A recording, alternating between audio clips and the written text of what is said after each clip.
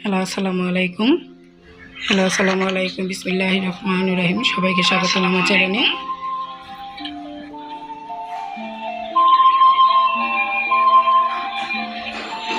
আমি সকালবেলা উঠে কুটি কাটে সব গুছিয়ে গাছিয়ে নিয়েছি। এখন দেখো আমি ভাতটাও বসাই দিয়েছি, ডালও আমার 2টা সিটি দিয়ে নামিয়ে নিয়েছি। সব কিছু কাইটে গুছিয়ে নিয়েছি। এই যে আদা রসুন বের করে নিয়েছি, ভাত বলক এসে পড়ছে। এখন আমি যে কহি ভাজিটা একটা আলু দিয়ে সিদ্ধ করে ভাপিয়ে নিব। ভাপিয়ে নিয়ে ভাজি করব, ডিম দিয়ে ভাজি করব।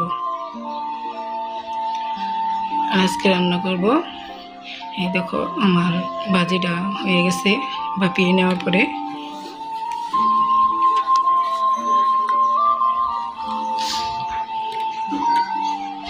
আমার ডালও হয়ে গেছে, আমার পটল ভাজাও হয়ে গেছে। এখন আমি তেলাপিয়া মাছ ভেজে নিব। সব একসাথে গুছিয়ে নিলে পটাপট 2 চুলায় বসিয়ে দিলে তাড়াতাড়ি হয়ে যায়।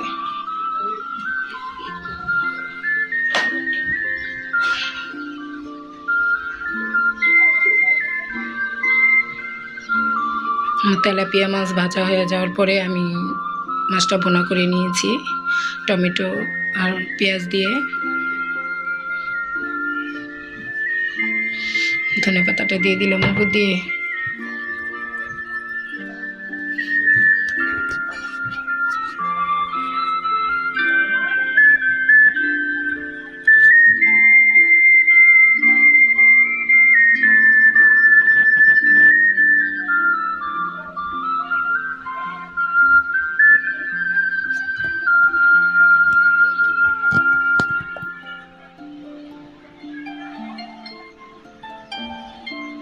পাশের চুলায় আমি এখন ছোট ছোট মাছ আনছিল, বাটা মাছ। ওটা একটু নরম হয়েছিল 2টা মাছ, এই জন্য আমি 2টা মাছ দিয়ে আমাদের ছাদে আলু পাতা মিষ্টি আলু গাছ হয়েছিল, এখান থেকে আমি পাতা ছেড়ে নিয়ে আসছি।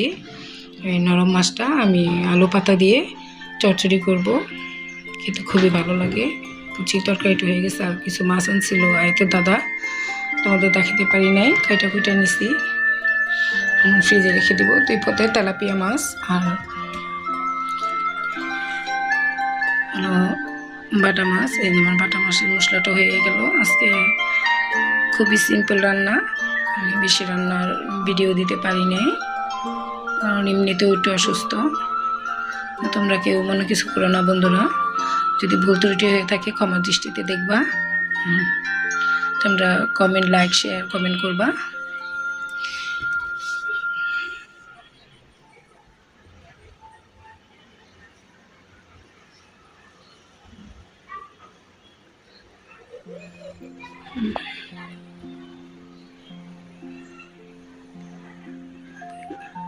দেখো আমাদের রান্না বান্না শেষ। আর ভিডিওটা আজকে আমি এই পর্যন্তই রাখলাম। আগামীকাল তোমাদের নতুন একটা ভিডিও দেওয়ার জন্য সবাইকে শুভেচ্ছা জানাই। আর ভিডিওটা এখানেই রাখলাম। আসসালামু আলাইকুম।